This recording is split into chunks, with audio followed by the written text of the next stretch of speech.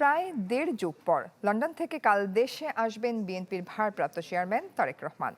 আজ লন্ডনের স্থানীয় সময় সন্ধ্যা 6:15টার দিকে হিথ্রো বিমানবন্দর থেকে বাংলাদেশ এয়ারলাইন্সের একটি ফ্লাইটে দেশের পথে রওনা দেবেন তিনি।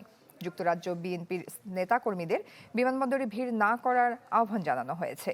লন্ডন থেকে তারেককে বহনকারী বিমানটি সিলেট হয়ে আগামীকাল দুপুরে হজরত শাহজালাল আন্তর্জাতিক বিমানবন্দরে নামবে। বিমানবন্দরে পৌঁছানোর পর তাকে স্বাগত জানাবেন বিএনপির স্থায়ী কমিটির সদস্যরা।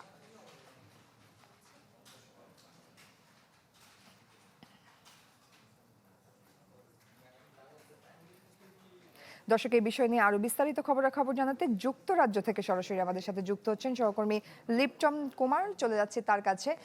লিপটন, এই শেষ মুহূর্তে মানে প্রস্তুতির কি খবর আছে, সবশেষ কি খবর আছে আপনার কাছে? আপনাকে জানিয়ে রাখি, যুক্তরাজ্যে কিছুক্ষণ আগেই আসলে সকাল হয়েছে।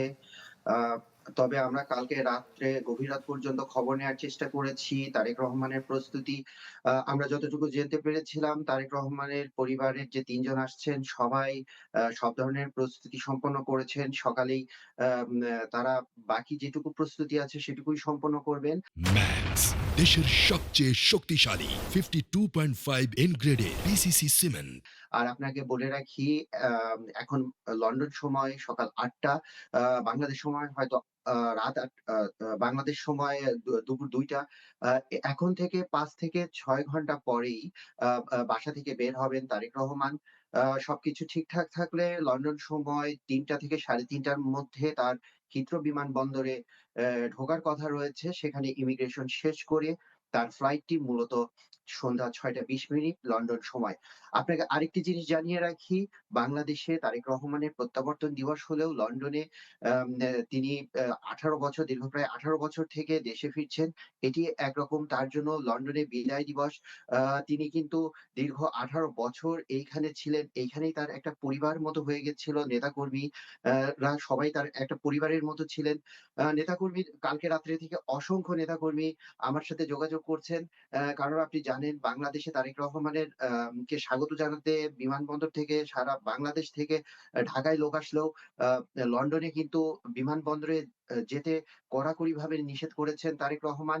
আপনি জানেন, একদিন আ আ ২৫ তারিখে এখানে বড়দিন, একটা বড় ধর্মীয় অনুষ্ঠান। তারেক রহমান চান না তার জন্য বিমানবন্দরে একটা বড় ধরনের ভিড় হোক। অন্যান্য দেশের মানুষ বা এই দেশের মানুষ একটু অন্য ধরনের ফিল করুক। তিনি কিন্তু গত ১৬ই ডিসেম্বর যে ভাষণ দিয়েছেন সেখানে স্পষ্ট করে দিয়েছেন, কোন নেতাকর্মী যেন তাকে বিদায় দিতে বিমানবন্দরে না যান। এমনকি আমি কালকে রাত্রেও নেতাকর্মীদের সাথে যোগাযোগ করার চেষ্টা করেছি। তারা আমাকে জানিয়েছে, শেষ পর্যন্তও তাদের কাছে কড়া বার্তা ছিল যেন বিমানবন্দরে যেয়ে কোন ধরনের ভিড় সৃষ্টি করা না হয়।